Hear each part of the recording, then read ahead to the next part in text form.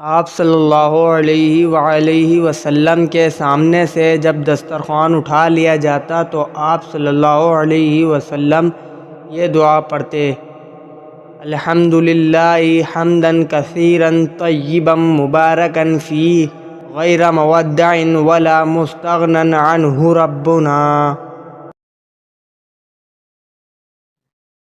ترجمہ: ہر قسم کی تعریف اللہ ہی کے لیے ہے، بہت زیادہ پاکیزہ، اور اس میں برکت ڈالی گئی ہے۔